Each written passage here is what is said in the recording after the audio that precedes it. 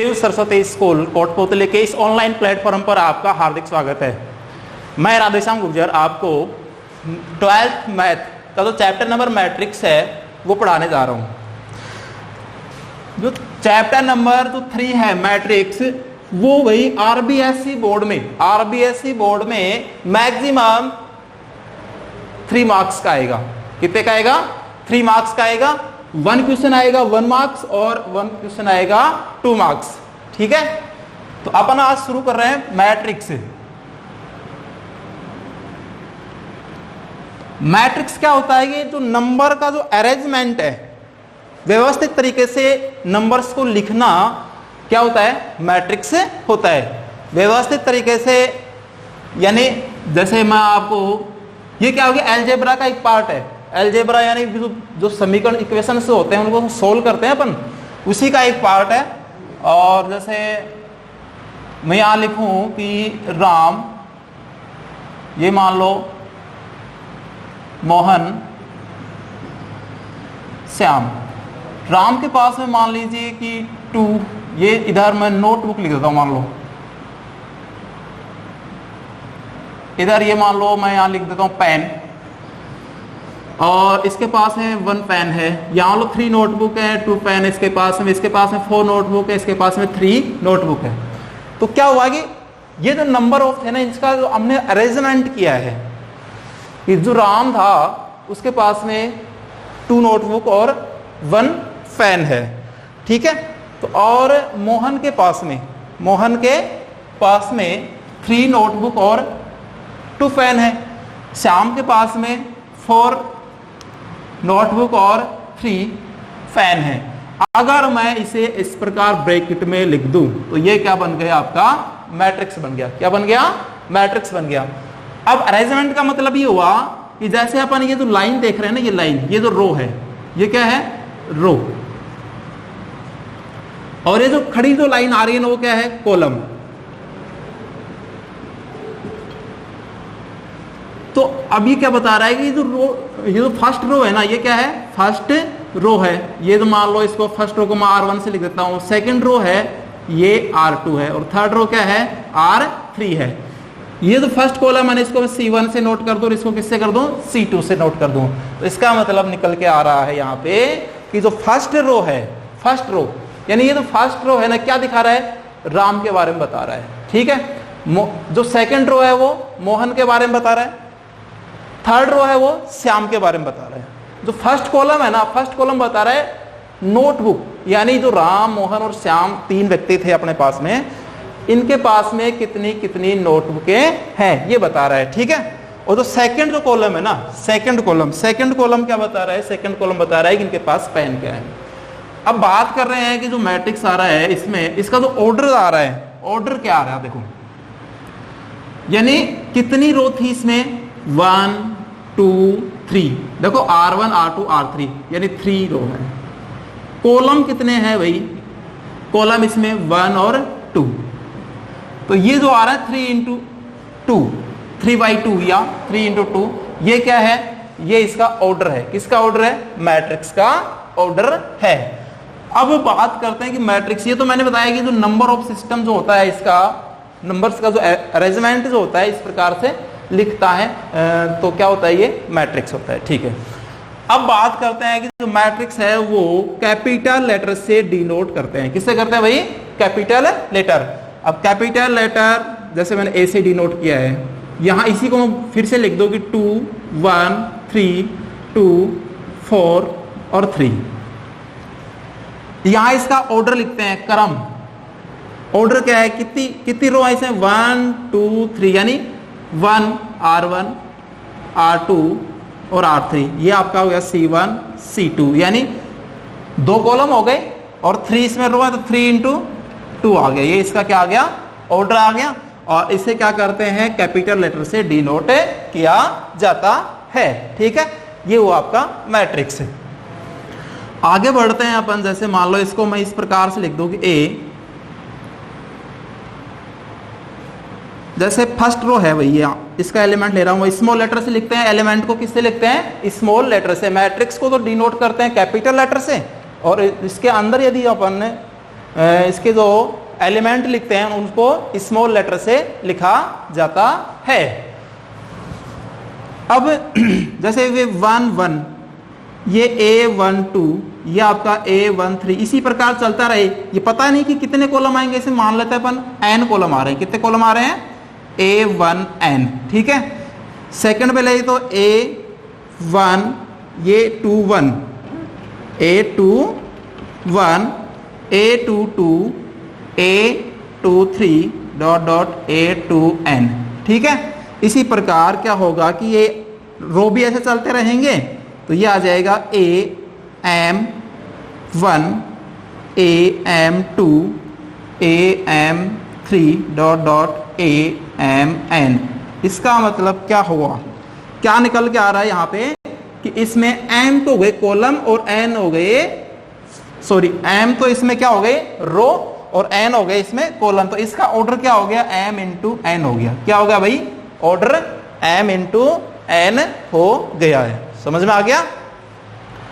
आगे देखिए, अगर मैं इसे इस प्रकार से लिखूं कि जैसे कोई एलिमेंट पूछेगा आपसे कि A12, अब ये A12 कोई एलिमेंट है, इसके बारे में आप बता सकते हैं कि क्या है ये दर्शा रहा है कि जो फर्स्ट रो, ये क्या दिखाता है? ये जो फर्स्ट 1 आ रहा है ना, ये 1 दिखाता है रो को, और जो 2 आ रहा है ना, ये 2 क्या दिखाता है? कॉलम को। ये 2 आ रहा है वो कॉलम को दर्शाता है, यानी फर्स्ट रो और सेकंड कॉलम का ये एलिमेंट है A12। देखो यहाँ पे देखिए, अब देखिए फर्स्ट रो में आ रहा है क्या ये देखो फर्स्ट रो आ रही है, यहाँ पे फर्स्ट रो है ये, यानी पहली पंक्ति में आ रहा है और दूसरे स्तंभ में आ रहा है। तो ये हो गया पहली पंक्ति और दूसरे स्तंभ का एलिमेंट हो गया A12। अगर इसे AIJ से डिनोट करते हैं, किससे करते हैं? AIJ से। तो यहां देखिए AIJ, I का मतलब क्या है? यहाँ पे I का मतलब है ith रो, यानी कौन सी पंक्ति है, ठीक है। और J का मतलब है यहाँ पे J कॉलम, यानी AIJ। दोबारा देखिए एक बार, AIJ का मतलब क्या है? I जो आ रहा है ना, I वो दिखा रहा है रो को, यानी कौन से नंबर की रो है, ठीक है, ये दिखा रहा है। और J दिखा रहा है कौन से नंबर का ये कॉलम है। तो मैट्रिक्स को फिर आप ऐसे भी लिख सकते हैं कि A इक्वल टू AIJ, ठीक है, और यहां मान लो M क्रॉस N। ये आपका हुआ क्या? मैट्रिक्स। M क्रॉस N क्या है? M क्रॉस N है भाई, M क्रॉस N क्या है? यहाँ पे इस मैट्रिक्स का ऑर्डर है।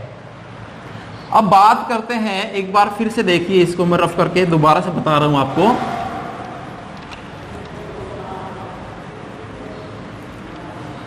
मैट्रिक्स में क्या पढ़ा आपने?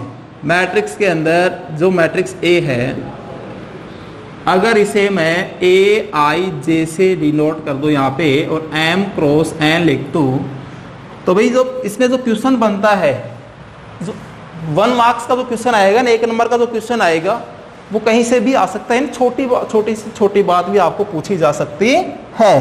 तो ध्यान दें आप, यहाँ I का मतलब होता है कि कौन सी पंक्ति है, J का मतलब है कौन सा स्तंभ है, यानी I का मतलब है कौन सी रो आ रही रो, और J का मतलब है कॉलम, कि कौन सा कॉलम है। M का मतलब यहाँ पे है नंबर ऑफ, यानी कितनी पंक्तियां हैं। M का मतलब क्या है? नंबर ऑफ रो।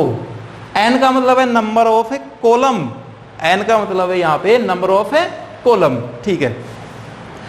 आगे देखिए, इसका मतलब यहां आपको अगर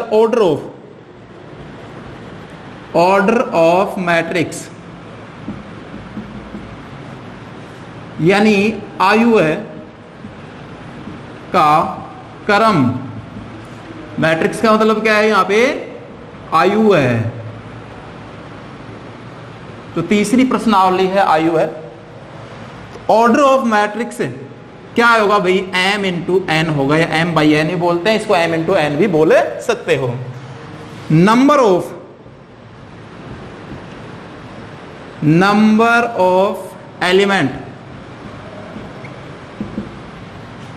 मैट्रिक्स A, कौन से मैट्रिक्स की बात हो रही है? A मैट्रिक्स की बात हो रही है। जैसे मान लो आप, तो number of elements matrix A कितना होगा? MN होगा, ठीक है, यानी जिसकी जो कोटि, इसको क्या बोलते हैं, क्रम भी बोलते हैं। ऑर्डर को क्या बोलते हैं, हिंदी में क्रम बोलते हैं। तो जो मैट्रिक्स ए है उसका जो क्रम आ रहा है m क्रॉस n है, और number of elements matrix, number of elements matrix के अंदर mn होगा। एलिमेंट के नंबर का मतलब क्या पूछ रहा है, इसका मतलब यह है कि उसमें कितने एलिमेंट यानी अवयव हैं। जैसे इसकी बात करते हैं अपन, ये इसका ऑर्डर क्या है, 3 इंटू 2 है ना, कितना है, 3 इंटू 2 है। इसका मतलब 3 इंटू 2 का मतलब इसमें 6 एलिमेंट होंगे। 3 और 2 का मल्टीप्लाई क्या आएगा बताओ, 3 और 2 का जो मल्टीप्लाई है वो क्या होगा, 6 होगा। ठीक है, अब आगे मैट्रिक्स के बारे में आपको समझ में आ गया होगा कि मैट्रिक्स क्या होता है। मैट्रिक्स जो नंबर अरेंजमेंट होता है ये रिएक्टेंगल भी हो सकता है यानी आयताकार भी हो सकता है, और स्क्वायर भी हो सकता है यानी वर्गाकार भी हो सकता है। वर्गाकार कब होगा, जब मान लो 2 इंटू 2 का हो, कोई 3 इंटू 3 का हो, यानी उसमें 2 ही तो कॉलम हो और 2 ही क्या हो, रो हो, तो वो तो क्या हो जाएगा, वो स्क्वायर हो जाएगा। यानी पंक्ति और स्तंभ, रो और कॉलम्स का जो नंबर है ना वो इक्वल अगर आ गया तो क्या हो जाएगा, स्क्वायर मैट्रिक्स हो जाएगा। आगे अपन पढ़ेंगे वो टाइप ऑफ मैट्रिक्स के अंदर। अब बात कर रहे हैं अपन, जैसे एक मैट्रिक्स लेता हूं मैं ए, कोई भी ले लिया 2 1 0 2, ठीक है। अब उस आपसे पूछा जा रहा है कि इसमें कई क्वेश्चन बनते हैं। पहला क्वेश्चन बन रहा है ऑर्डर ऑफ मैट्रिक्स, यानी ऑर्डर पूछ रहा है। ऑर्डर क्या होगा इसका, 2 इंटू 2 होगा। चलो भाई फर्स्ट आंसर आ गया। नंबर ऑफ, सेकंड क्वेश्चन क्या बन सकता है इसमें, नंबर ऑफ मैट्रिक्स यानी total number, number of element यानी कितने एलिमेंट हैं, नंबर ऑफ एलिमेंट्स कितने होंगे भाई, नंबर ऑफ एलिमेंट्स इसके अंदर होंगे कितने होंगे, mn होते हैं ना, m और n का क्या मल्टीप्लाई, तो कितना हो रहा है, 4 आ रहा है। इसको काउंट भी कर सकते हो भैया, तो 1 2 3 4 हो गए। थर्ड जो क्वेश्चन बनता है इसमें ये पूछ सकता है आपसे कि A11 और A12 क्या है इसके अंदर, दिखाइए बताइए। A11 और A12 क्या है ये पूछ सकता है आपसे। तो भाई A12 यानी A11 की बात करते हैं। पहले मैंने बताया AIJ, आई का मतलब होता है नंबर ऑफ रो, जे का मतलब होता है नंबर ऑफ जे का मतलब क्या होता है, नंबर ऑफ कॉलम। तो A11 यानी फर्स्ट रो और फर्स्ट कॉलम का जो एलिमेंट आ रहा है वो क्या आ रहा है, 2 आ रहा है ना भाई, तो यहां डी नोट कर दो 2, ठीक है। फिर उसके बाद है A12 यानी फर्स्ट, A12 का मतलब ये तो फर्स्ट वन है ना, वो क्या दिखा रहा है, फर्स्ट वन क्या दिखा रहा है, रो को यानी पहली पंक्ति, ठीक है। सेकंड जो नंबर पे 2 आ रहा है वो क्या दिखा रहा है, सेकंड कॉलम। तो A12 यानी पहली पंक्ति में, और दूसरे कॉलम पे क्या आ रहा है, 1 आ रहा है, तो ये हो गया 1। इसी प्रकार आपसे पूछ सकता है कि A21 बताइए क्या है। A21 2 क्या दिखा रहा है, ये जो फर्स्ट में जो 2 लिखा हुआ है ना, ये 2 दिखाता है भैया आपको रो को, तो कौन सा रो है, सेकंड रो आ गया। और ये 1 दिखा रहा है कॉलम को, तो कॉलम कौन सा रहा है, 0, यानी फर्स्ट जो कॉलम है वो, तो ये आ गया आपका, इसका एलिमेंट क्या है, 0 है, ठीक है। तो मैट्रिक्स में इस प्रकार के जो क्वेश्चन है वो बन सकते हैं, वो मैंने बता दिए। अब आगे मैट्रिक्स बनाना, कि मैट्रिक्स कैसे बनाई जाती है, वो आपको बोल सकता है कि इतने ऑर्डर का मैट्रिक्स है वो बनाइए। तो चलो अपन बात करते हैं अब आगे।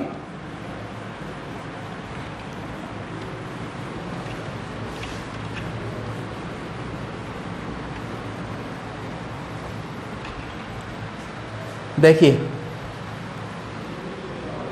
क्वेश्चन बोल देगा कि मेक ए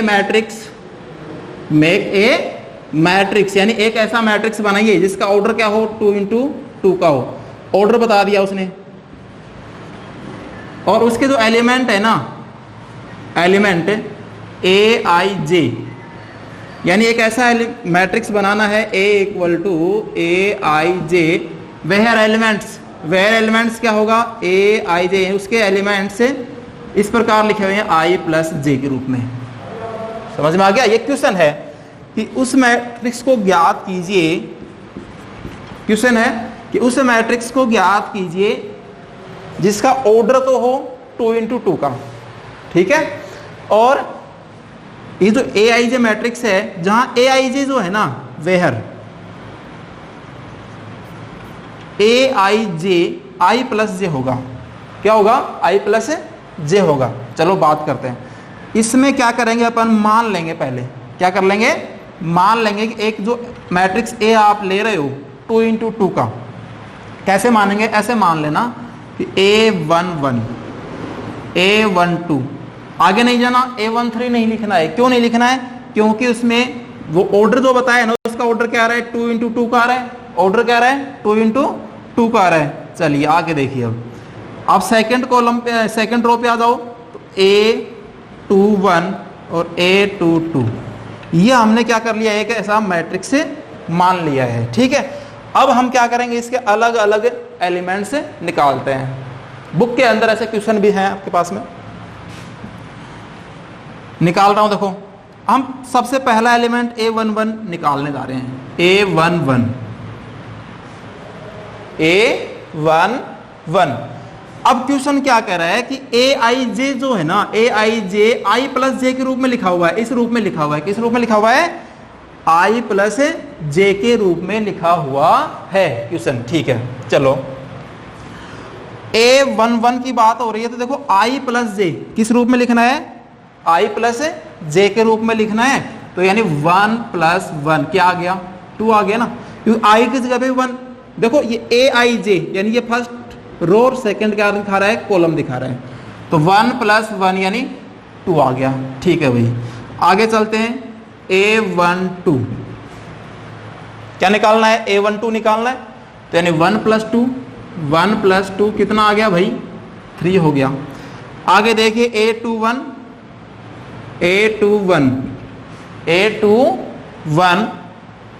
यानी A21 के अंदर क्या आ गया, A21 में 2 प्लस 1, कैसे आ रहा है ये, क्योंकि क्वेश्चन कह रहा था कि i प्लस जे के रूप में लिखने हैं उसके एलिमेंटों को, तो यहाँ पे i का मान क्या है, i की वैल्यू क्या है, 2 है ना, और j की क्या है, 1 है, तो 2 प्लस 1 इक्वल टू क्या हो जाएगा, 3 हो जाएगा।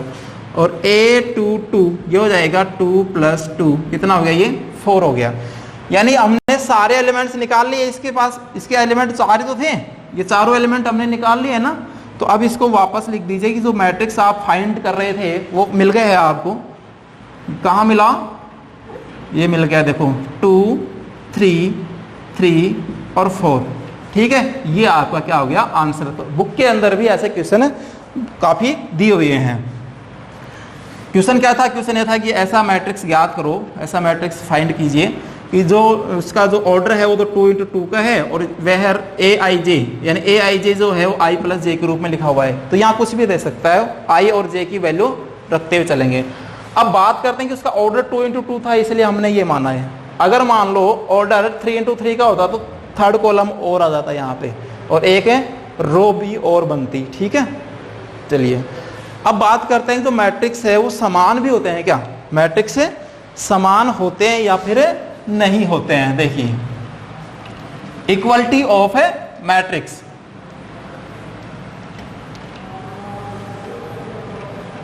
इक्वलिटी ऑफ मैट्रिक्स के अंदर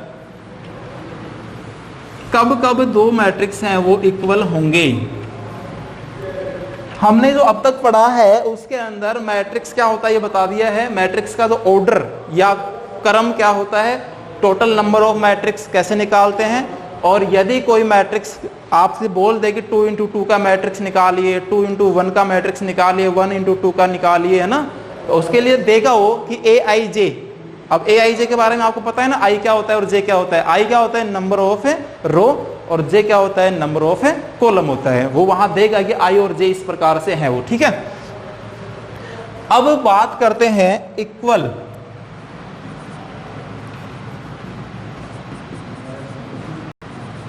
इक्वल मैट्रिक्स, यानी दो मैट्रिक्स इक्वल कब कहलाते हैं, दो मैट्रिक्स इक्वल कब कहलाएंगे, ध्यान देना इधर। जैसे मान लो एक ए मैट्रिक्स है, उसका ऑर्डर मैं यहां डिनोट कर देता हूं कि जैसे ये Aij का है और ये मान लो m क्रॉस n का ही है, चलो ठीक है। और एक मैट्रिक्स में यहां बी लिख देता हूं, इसको मैं बी आई जे से लिख देता हूं। ये देखो ये जो मैट्रिक्स है वो कैपिटल लेटर से डिनोट किया जाता है, ये मैंने बता दिया है। और इसके जो एलिमेंट है वो स्मॉल लेटर से लिखते हैं, इसलिए देखो मैंने आई स्मॉल लेटर लिखे हैं। और इसका जो ऑर्डर है वो मान लो P गुणा Q है, ठीक है। तो ये जो दोनों मैट्रिक्स है ना इक्वल कब होंगे, इक्वल कब होंगे, इक्वल जब होंगे ये कि जब m का मान क्या हो P के बराबर, पहली कंडीशन, और n का मान क्या हो Q के बराबर। कहने का मतलब इनका ऑर्डर जो है वो इक्वल होना चाहिए। पहली कंडीशन तो ये हो गई, क्या होना चाहिए, ऑर्डर इक्वल होना चाहिए। सेकंड कंडीशन क्या होगी, इसका जो कंपेयर करें, यदि अपन कोई भी एलिमेंट है वो कंपेयर कर लेंगे, वो आपस में क्या होना चाहिए, इक्वल आना चाहिए। यानी ए आई जे है ना वो किसके इक्वल होना चाहिए भाई, बी आई जे के इक्वल होना चाहिए। कंपेयर यदि करते हैं, संगत जो एलिमेंट आ रहा है ना वो क्या आना चाहिए, इक्वल आना चाहिए, ठीक है। अब एग्जाम्पल के तौर पे देखिए भाई, अगर कोई मैट्रिक्स ए मान लो ये है 2 0, फिर यहां मान लो 3 और 1, और अगर बी मैट्रिक्स भी मान लीजिए कि 2 0 3 1 ही लिखा हुआ है, तो क्या ये दोनों मैट्रिक्स इक्वल है, बिल्कुल है, क्योंकि इसका जो ऑर्डर है ना 2 into 2 का है, ये भी 2 into 2 का है। संगत एलिमेंट देखो यहाँ पे 2 आ रहा है, यहाँ भी 2 आ रहा है, यहाँ 0 आ रहा है तो यहाँ भी 0 आ रहा है, यहाँ 3 आ रहा है तो यहाँ भी 3 आ रहा है, यहाँ 1 आ रहा है तो यहाँ भी 1 आ रहा है। समझ गए होंगे। और इसे डिनोट करते हैं a इक्वल टू बी से। किसे डिनोट करते हैं, a इक्वल टू बी से। तो इक्वल मैट्रिक्स समझ में आ गया होगा आपके, नहीं आया एक बार फिर देख लें।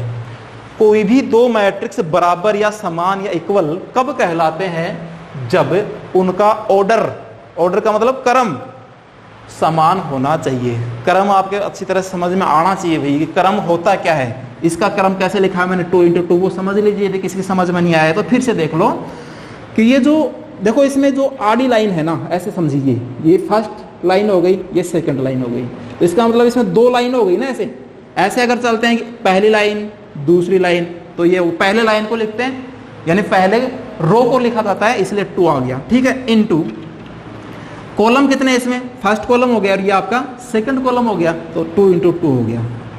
अंडरस्टैंड। सेकंड में भी देख लीजिए, चाहिए इसमें भी, इसमें कैसे लिखा हुआ है, ये देखो फर्स्ट रो सेकंड रो, तो 2 into 2 का ये हो गया है, ठीक है। अब जो क्वेश्चन आता है ना, क्वेश्चन किस प्रकार से आएगा, क्वेश्चन ये कहेगा कि अगर मान लो a इक्वल टू बी है और जो a मैट्रिक्स है ना वो बोलता है, ऊपर लिखता हूं थोड़ा सा, यानी एक मैट्रिक्स की जो इक्वलिटी है ना उसके ऊपर क्वेश्चन किस टाइप से आता है वो ध्यान दें। वो आएगा भाई, जैसे मान लो क्वेश्चन कहेगा if a equal to B है भाई, और a इक्वल टू जैसे a b 3 और यहाँ पे 4 लिखा हुआ है, ठीक है, और b इक्वल टू लिखा हुआ है, जैसे मान लीजिए कोई भी नंबर दे सकते हो 1 2 c और d, और फिर कह रहा है कि a b c d की वैल्यू फाइंड कीजिए, a b c and d की वैल्यू निकालनी है आपको। इन सब की क्या करनी है, वैल्यू निकालनी है। सीधी सी बात है कि इक्वल मैट्रिक्स क्या होता है, आपको पता है ना इक्वल मैट्रिक्स क्या होता है। इक्वल मैट्रिक्स ये होता है कि यदि उनका ऑर्डर इक्वल है, दोनों का ऑर्डर है ना वो सेम होना चाहिए। देखो ये भी 2 into 2 का है, ये भी 2 into 2 का है। अब क्वेश्चन ने जब पहले यही कह दिया है कि दोनों मैट्रिक्स कैसे हैं, इक्वल हैं, तो बहुत अच्छी बात है, फिर अपने को कुछ करने की जरूरत ही नहीं है। दोनों इक्वल है तो इक्वल लिखिए भाई, a b 3 4, ये आपका हो जाएगा, बीच में इक्वल लगाओ 1 2 c और d। तो a है ना वो किसके इक्वल, देखो a इक्वल टू क्या आएगा 1, b इक्वल टू क्या आएगा 2। कंपेयर करना है, फिर से देखना, कंपेयर करना है, समझ में नहीं आया तो आपके a किसके इक्वल हो रहा है, 1 के इक्वल आ रहा है। संगत यानी ये a पहली पंक्ति और पहले स्तंभ का एलिमेंट है ना, फर्स्ट और फर्स्ट कॉलम का एलिमेंट है ये, तो यहाँ पे क्या है, ये भी फर्स्ट और फर्स्ट कॉलम का एलिमेंट है, तो a इक्वल टू क्या आ गया 1 आ गया, b इक्वल टू क्या आएगा 2 आएगा, b इक्वल टू यहाँ पे 2 आएगा, ठीक है। तो c इक्वल टू क्या आ जाएगा 3 और 4 इक्वल टू क्या आ जाएगा d आ जाएगा। समझ में आ गया होगा। इस प्रकार से निकालते हैं। अगर नीचे नहीं दिख रहा है तो इधर देख लेना, कंपेयर करते हैं। भाई नीचे नहीं दिख रहा है आपको तो मैं इधर साइड में लिख देता हूं कि a इक्वल टू क्या आएगा, a इक्वल टू 1 होगा और b इक्वल टू क्या होगा, 2 होगा। कंपेयर करना है, सिर्फ कुछ नहीं करना है। c इक्वल टू 3 होगा और d इक्वल टू 4 हो गया। अब बात करते हैं इससे आगे किसकी, क्या क्या पढ़ लिया है, फिर से रिवाइज करिए एक बार। हमने मैट्रिक्स क्या होता है, नंबर्स का जो अरेंजमेंट करते हैं वो अरेंजमेंट कैसा हो सकता है, रिएक्टेंगल यानी आयताकार भी हो सकता है और स्क्वायर के रूप में भी हो सकता है, वर्गाकार भी हो सकता है। अब जो मैट्रिक्स है उसका ऑर्डर, उसमें एलिमेंटों की टोटल नंबर क्या होता है। ऑर्डर का मतलब उसमें रो, कितनी रो बन रही हैं और कितने कॉलम बन रहे हैं वो चेक करके लिखना है। पहले क्या लिखा जाता है, रो लिखा जाता है, बाद में क्या लिखा जाता है, कॉलम लिखते हैं और बीच में क्रॉस का चिन्ह लगा करके डिनोट करते हैं। जैसे इसका लिखता हूं तो 2 इंटू 2 होगा, इसका भी 2 इंटू 2 होगा। समझ गए। फिर उसके बाद में आपसे वो मैट्रिक्स फाइंड करवा सकता है कि मैट्रिक्स ज्ञात कीजिए। कोई मैट्रिक्स दे दे कि भाई 3 इंटू 3 का ज्ञात कीजिए। अभी हमने एक एग्जाम्पल लिया था 2 इंटू 2 का, तो 2 इंटू 2 के मैट्रिक्स के हमने अंदर ये माना था कि A11, A12, A21 और A22 इस प्रकार से मान लिया था। अगर वो 3 इंटू 3 के लिए बोल दे तो 3 इंटू 3 के लिए मान लेना, एक कॉलम बढ़ा देना, एक रो बढ़ा देना, इसी प्रकार चलता रहेगा। A11, A12, A13 हो जाएगा, A21, A22, A23 हो जाएगा, यहाँ पे आ जाएगा A31, थर्ड रो आएगा तब, ठीक है। ऐसे ही A32, A33, ठीक है। फिर उसके बाद में हमने पढ़ा कि इक्वल मैट्रिक्स, कि मैट्रिक्स इक्वल कब होते हैं, जब उनका ऑर्डर इक्वल हो, पहली कंडीशन। दूसरी कंडीशन यह होगा कि जब उनके जो एलिमेंट्स है, संगत एलिमेंट जो आ रहे हैं ना, कंपेयर करके देखेंगे कि वो क्या होने चाहिए, इक्वल होने चाहिए, तब दोनों मैट्रिक्स क्या कहलाते हैं, इक्वल कहलाते हैं। चलो यहां तक सबके क्लियर है। अब आगे अपन चलते हैं टाइप ऑफ मैट्रिक्स में। टाइप ऑफ मैट्रिक्स, तो टाइप ऑफ मैट्रिक्स क्या है,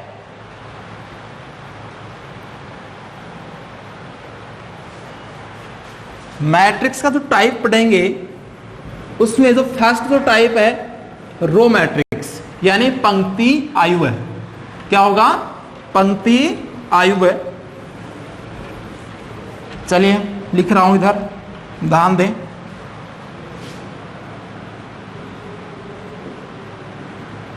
टाइप्स ऑफ मैट्रिक्स,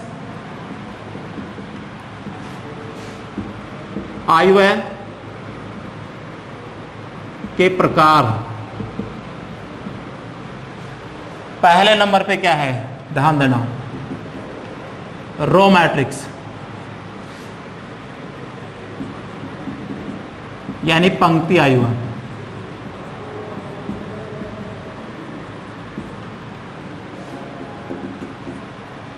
उसके बाद में कॉलम मैट्रिक्स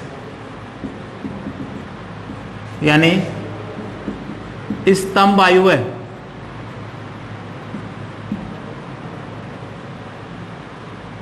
स्तंभ आयु है। थर्ड नंबर पे जीरो मैट्रिक्स या नल मैट्रिक्स, जीरो या फिर नल।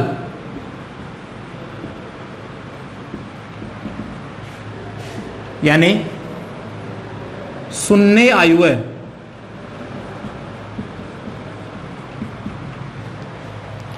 चलो तीन तीन को ले लेते हैं, पहले इसको समझ लीजिए एक बार आप। रो मैट्रिक्स, रो का मतलब यानी जिसमें एक ही पंक्ति आनी चाहिए बस। एग्जाम्पल के तौर पे जैसे मैं यहां लिखूं, बहुत आसान है, देखो 1 2 3। अब क्या देख रहे हैं आप, इसमें इसका ऑर्डर भी लिखते हैं साथ साथ, ताकि आपको यदि किसी को ऑर्डर समझ में नहीं आया तो ऑर्डर भी पता लग जाएगा। यहाँ पे देखो इसका क्या है, इसमें 1 रो आ रहा है तो 1 इंटू कॉलम कितने आ रहे हैं, ऐसे देखो कॉलम 1 2 3, तो 3 इसमें कितने कॉलम हो गए। समझ में आ गया। यानी जिस रो मैट्रिक्स के अंदर इसके सामने लिख देता हूं थोड़ा, A इक्वल टू 1 2, इसके अंदर थोड़ा सा इसके बीच में स्पेस देते हैं और कोमा वगैरह कुछ भी नहीं लगाते हैं, ध्यान रखना, ठीक है। 1 इंटू 3 का हो गया। यानी वे पहला कॉलम हो गया, सेकंड कॉलम हो गया, थर्ड कॉलम हो गया। समझ में आ गया होगा। और इसमें एक ही रो आ रहा है, इसलिए इसका ऑर्डर क्या है 1 into 3। ठीक है। सेकंड नंबर पे यार कॉलम, नाम से पता चल रहा है कॉलम मैट्रिक्स। कॉलम मैट्रिक्स का यानी स्तंभ आयु का मतलब क्या है कि जिसमें केवल एक ही स्तंभ हो। यानी इसको मैं बी से डिनोट करूं तो क्या होगा, एक स्तंभ होना चाहिए। कोई मन से आप एलिमेंट दे सकते हो आप, जैसे मान लो 1 0 2 दे दिया मैंने, तो इसका जो ऑर्डर है ना, इसका ऑर्डर क्या होगा भाई बताओ। इसमें कितने रो हैं बताइए आप, कितने रो आ रहे हैं।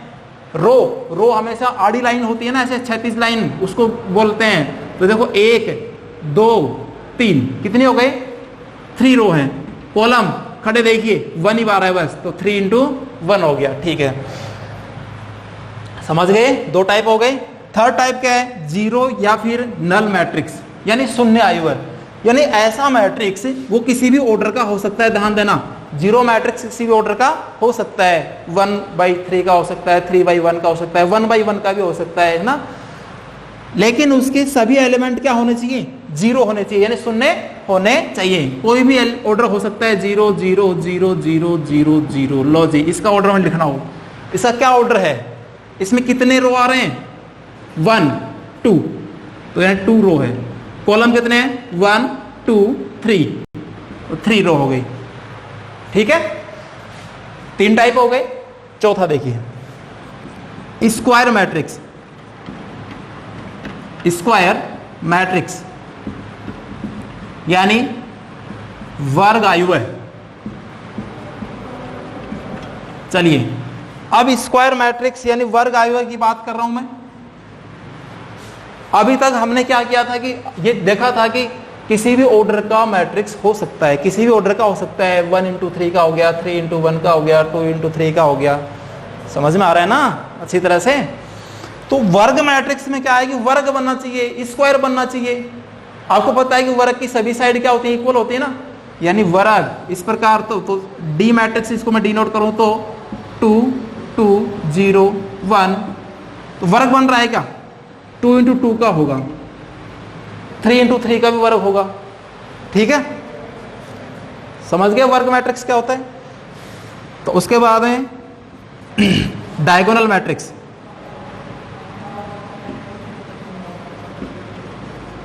डायगोनल मैट्रिक्स यानी विकर्ण आयु है। चलिए ध्यान से समझना, ई से डिनोट कर देता हूं इसको मैं। आपका जो मेन डायगोनल है ना, मेन डायगोनल, उसके अलावा सभी एलिमेंट 0 होने चाहिए। जैसे इसका मेन डायगोनल ये हो गया, तो जैसे मान लो यहाँ पे 3, ये 0, यहाँ भी 0 और यहाँ पे 1 दे देता हूं। अब ये आपका मेन लीडिंग डायगोनल है ये। ठीक है, तो मेन डायगोनल आ रहा है ना, उसके अलावा सभी एलिमेंट क्या होंगे, 0 होंगे। समझ गए। फिर देखिए स्केलर मैट्रिक्स।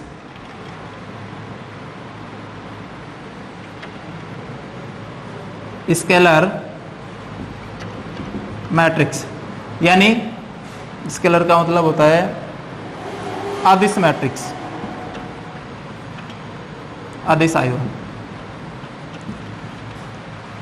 अदिश आयु का मतलब यह है कि ये जो डायगोनल आता है ना, इसके एलिमेंट क्या होना चाहिए, बराबर होना चाहिए, सेम होना चाहिए। जैसे यहाँ पे 3 आ गया तो यहाँ भी 3 आना चाहिए, यहाँ 2 आ गया तो यहाँ भी 2 आना चाहिए। चलो 3 0 0 3, इसका ऑर्डर भी क्या आ रहा है, देखो 2 into 2 आ रहा है, ये भी 2 into 2 आ रहा है। इसका मतलब यहाँ क्या समझ रहे हो आप, यही समझ रहे हो कि square matrix, diagonal matrix, scalar matrix, और एक मैट्रिक्स और आएगा अभी देखो, यूनिट मैट्रिक्स या आइडेंटिटी मैट्रिक्स, जो इंपॉर्टेंट भी है। वो सभी स्क्वायर मैट्रिक्स होते हैं। डायगोनल मैट्रिक्स भी स्क्वायर मैट्रिक्स होगा, स्केलर मैट्रिक्स भी स्क्वायर मैट्रिक्स होगा, और जो यूनिट मैट्रिक्स या आइडेंटिटी मैट्रिक्स है ना, वो भी कैसा होगा, स्क्वायर मैट्रिक्स ही होगा। एक बार फिर देखिए, एक बार बोर्ड को रब करूंगा बाद में। रो मैट्रिक्स जिसमें केवल एक ही रो हो, 1 रो होना चाहिए, यानी एक ही पंक्ति होनी चाहिए, वो हो गया आपका क्या, रो मैट्रिक्स।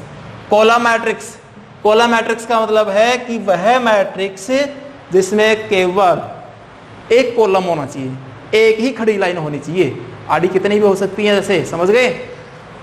जीरो, ये भी थोड़ा सा क्वेश्चनों में काम आएगा, भी ध्यान रखना। जीरो मैट्रिक्स का क्या होता है? जीरो मैट्रिक्स या नल मैट्रिक्स, यानी उसके सभी एलिमेंट क्या होंगे और किसी भी ऑर्डर का हो सकता है, क्वेश्चन की जरूरत के अनुसार अपन काम में ले लेंगे। और इससे एक बात और ध्यान दे लेना कि जो बड़े आकार का जो ओ होता है ना, या फिर इस ओ को थोड़ा सा गहरा कर देंगे उसे डिनोट किया जाता है। किसे करते हैं? बड़े आकार का, थोड़ा बड़े आकार का ओ, या फिर ओ को थोड़ा सा गहरा कर देंगे, उससे डिनोट करते हैं। किसको करते हैं? जीरो मैट्रिक्स को। किसको करते हैं डिनोट? है जीरो मैट्रिक्स को। ठीक है। फिर स्क्वायर मैट्रिक्स। स्क्वायर मैट्रिक्स में क्या होता है? उसमें रो और जो कॉलम है ना, उसका वो इक्वल होते हैं, यानी एन किसके इक्वल होगा? एम के होगा। एन और एम, या एम इक्वल टू एन या एन इक्वल टू एम, कैसे भी लिख दो इसको, तो खैर यानी रो और कॉलम्स है ना, वो आपस में क्या होना चाहिए? इक्वल होने चाहिए। ठीक है भाई, आगे देखिए। फिर स्क्वायर मैट्रिक्स के बाद में डायगोनल मैट्रिक्स। डायगोनल मैट्रिक्स वह स्क्वायर मैट्रिक्स ही होता है। तो जो ये लीडिंग एलिमेंट है ना, ये देखिए, ये सही, ये इसका डायगोनल है। इसके अलावा सभी एलिमेंट क्या होने चाहिए? जीरो होना चाहिए। समझ गए? ये 3 into 3 का उदाहरण भी दे सकते हो आप, जैसे मान लो ई मैट्रिक्स से डिनोट करो इसको तुम्हें तो ये मान लीजिए 3 0 0 0 2 0 0 0 1 दे देता हूं। तो ये जो लीडिंग, देखो ये मैन डायगोनल है इसका, और इसके अलावा सभी एलिमेंट क्या आने चाहिए? जीरो आने चाहिए। अच्छी तरह समझ में आ गया होगा। Scalar matrix. स्केलर मैट्रिक्स होता है ऐसा मैट्रिक्स जिसमें जो डायगोनल मैट्रिक्स है ना, उसके जो एलिमेंट है ना सेम होने चाहिए। तो किसी भी ऑर्डर का हो सकता है, 2 into 2 का हो सकता है, 3 into 3 का भी हो सकता है, लेकिन होगा कैसा? वो स्क्वायर मैट्रिक्स होगा। ठीक है, आगे बात करते हैं। जो इंपॉर्टेंट है वो है आपका यूनिट या आइडेंटिटी मैट्रिक्स। अब यूनिट या आइडेंटिटी मैट्रिक्स, ये इंपॉर्टेंट भी थोड़ा सा ध्यान रखना। यूनिट या फिर आइडेंटिटी मैट्रिक्स। आइडेंटिटी मैट्रिक्स इकाई आयु है। हिंदी में क्या बोलते हैं? इकाई आयु है। यहां से चलिए भाई, सारे एक जैसे चलते हैं। ये इस पे आश्रित है, ये इस पे आश्रित है, और ये इस पे आ जाएगा, यानी स्क्वायर मैट्रिक्स ही होगा। यूनिट मैट्रिक्स या आइडेंटिटी मैट्रिक्स कैसा मैट्रिक्स होगा भाई? स्क्वायर मैट्रिक्स ही होगा। अब स्क्वायर मैट्रिक्स में जैसे मान लो इसको मैं जी से डिनोट करूं तो, लेकिन उसका जो मैन डायगोनल जो बनता है ना, उसका जो ईच एलिमेंट, प्रत्येक अवयव क्या होना चाहिए? 1 होना चाहिए। जैसे 1 0 0 0 1 0 0 0 1। आपने क्या देखा कि ये जो इसका जो मैन डायगोनल है ना, उसका जो ईच एलिमेंट है वो क्या आ रहा है? प्लस का 1 आना चाहिए। बस यही होता है क्या? इकाई आयु या यूनिट मैट्रिक्स। इसका कोटि क्या होगा? 3 into 3 का होगा। ऑर्डर क्या है इसका? 3 into 3 का है। क्यों है? क्योंकि इसमें देखो 3 कॉलम आ रहे हैं, 3 कॉलम आ रहे हैं ऐसे, और 3 रो आ रहे हैं। तो पहले रो लिखते हैं, बाद में कॉलम लिखते हैं, बीच में क्रॉस का चिन्ह लगा देते हैं उनके अंदर। इसे IN से डिनोट करते हैं। किससे करते हैं? IN से। क्वेश्चनों में काम आएगा। किससे डिनोट करते हैं? IN से। n का मतलब, जैसे अब मान लो मैं यहाँ पे लिख दूं कि I2 का मतलब यहाँ पे क्या है कि 2 गुणा 2 का है, 1 0 0 1 लिख दिया। जैसे मान लो मैं लिख दूं I3 का मतलब क्या है? I3 का मतलब है कि 1 0 0 0 1 0 0 0 1, ये हो गया आपका I3। ठीक है, इसी प्रकार अगर ये मान लो I4 हो तो क्या हो जाएगा? 4 into 4 का हो जाएगा। ठीक है, अगला जो टाइप ऑफ मैट्रिक्स चल रहा है उसमें आ रहा है ट्रायंगुलर मैट्रिक्स। अब ट्रायंगुलर मैट्रिक्स में भी 2 प्रकार के होते हैं। एक तो होता है लोअर ट्रायंगुलर और एक होता है अपर ट्रायंगुलर। ये समझ में आ गया? रफ कर दूं मैं इसको भाई। जीरो मैट्रिक्स तो आपके सबके समझ में आ गया होगा। इसको ये जरूर ध्यान रखना कि जो बड़े आकार का ओ है उससे डिनोट करते हैं, या फिर उसको थोड़ा सा गहरा कर देते हैं ओ को। ठीक है, स्क्वायर मैट्रिक्स में क्या होता है, एन और एम का मान क्या आएगा, इक्वल आएगा। एन और एम क्या है, इसमें एम तो होता है नंबर ऑफ रो और एन क्या है, number of column. Diagonal matrix में क्या होता है, इसका तो मैन जो डायगोनल आता है ना, मैन डायगोनल के जो सभी के अलावा, उसके अलावा सभी एलिमेंट क्या होंगे, जीरो होंगे। स्केलर मैट्रिक्स में जो आपका मैन डायगोनल है उसके सभी एलिमेंट इक्वल होने चाहिए। जैसे मान लो +2 आ गया तो +2 आना चाहिए, अगर √2 आ गया तो √2 आना चाहिए सब में, ठीक है। और जो इंपॉर्टेंट है यूनिट या आइडेंटिटी मैट्रिक्स, वो है कि जो डायगोनल मैट्रिक्स होता है या डायगोनल के जो एलिमेंट हैं वो +1 होना चाहिए, बाकी सब क्या होने चाहिए, 0 होने चाहिए, ठीक है भाई। अब बात करते हैं इसमें ट्रायंगुलर मैट्रिक्स, लास्ट टाइप है भाई, ये मैट्रिक्स का लास्ट टाइप है। फिर नेक्स्ट वीडियो में अपन 3.1 जो एक्सरसाइज है, आरबीएससी बोर्ड की जो बुक है उसके अंदर जो 3.1 एक्सरसाइज है उसका पूरा सॉल्यूशन देखेंगे। लास्ट टाइप है, देखिए भाई, वैसे ही तो इसको अलग अलग भी लिख सकते हैं आप। ट्रायंगुलर मैट्रिक्स है,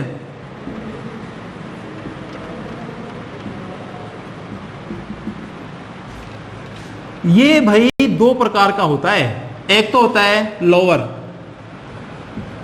एक होता है अपर। लोअर ट्रायंगुलर मैट्रिक्स या अपर ट्रायंगुलर मैट्रिक्स, समझ गए ना। लिखो क्या आगे, यानी त्रिभुजाकार मैट्रिक्स, हिंदी में क्या बोलते हैं इसको, त्रिभुजाकार आयुव्य, समझ गए, त्रिभुजाकार आयुव्य। लोअर का मतलब निम्न त्रिभुजाकार, अपर का मतलब ऊपरी त्रिभुजाकार। यानी इस लोअर का मतलब निम्न, अपर का मतलब ऊपरी, समझ गए। एग्जाम्पल लेते हैं, दोनों एग्जाम्पल से समझ लेना आप। एक एग्जाम्पल जैसे a इक्वल टू ले लेता हूं भाई, मैं कोई सा देता हूं जैसे 1 0 2 1, और एक मैट्रिक्स लेता हूं b इक्वल टू 1 2 0 1। अब दो प्रकार के मैट्रिक्स है भाई आपके पास में, यहीं से समझ लेना, बहुत अच्छी तरह समझ में आ जाएगा आपके। कैसे आएगा देखिए, ये आपका मैन डायगोनल है, आपका डायगोनल यानी विकर्ण है, ठीक है। इसके अलावा अगर ऊपर के अवयव 0 है ना, यानी इस प्रकार से अगर ट्रायंगुलर बन रहा है तो ये तो हो गया निम्न। क्या हो गया, निम्न या लोअर। यानी जो मैन डायगोनल आ रहा है उसके एलिमेंट, उसके ऊपर के सभी एलिमेंट क्या होने चाहिए, 0 होने चाहिए। और इसमें ये मैन डायगोनल है, इस मैन डायगोनल से नीचे के अगर 0 आ रहे हैं, ऊपर त्रिभुज बन रहा है ना, ऐसे त्रिभुज बनना चाहिए ऐसे वैसे, इस प्रकार ये त्रिभुज बन रहा है, ट्रायंगुलर बन रहा है, तो ये कैसा हो गया, ये हो गया आपका अपर। फिर से देख लो, ट्रायंगुलर मैट्रिक्स के अंदर दो प्रकार के होते हैं ये triangular matrix, lower triangular matrix और अपर ट्रायंगुलर मैट्रिक्स। कुछ भी नहीं करना भाई, जो मैन डायगोनल आता है ना ऐसे, ये मैन डायगोनल, इसके ऊपर क्या हुए यदि 0 है तब तो नीचे त्रिभुज बनेगा, तब तो हो गया वो निम्न त्रिभुजाकार या लोअर ट्रायंगुलर मैट्रिक्स, ठीक है। ये जो मैन डायगोनल है उसके नीचे के एलिमेंट यदि 0 है, ऊपर ट्रायंगुलर बनना चाहिए, तब ये हो गया अपर ट्रायंगुलर मैट्रिक्स। तो आपको मैंने टाइप ऑफ मैट्रिक्स था वो कंप्लीट करवा दिया है, आपके समझ में आया होगा। कमेंट बॉक्स में आप लिख के बताएं कैसा लगा वीडियो आपको। लाइक करें इसको, शेयर करें, चैनल को सब्सक्राइब भी करें। नेक्स्ट जो वीडियो आएगा अपना, उसमें एक्सरसाइज 3.1 सामान्यतया जनरली उसमें से जो 1 नंबर का जो क्वेश्चन पूछ आता है ना, वो आ ही जाता है, 3.1 से ही पूछा जाता है। तो नेक्स्ट वीडियो आप जरूर देखें और उसके सारे क्वेश्चंस आप सॉल्व भी करें। Thank you.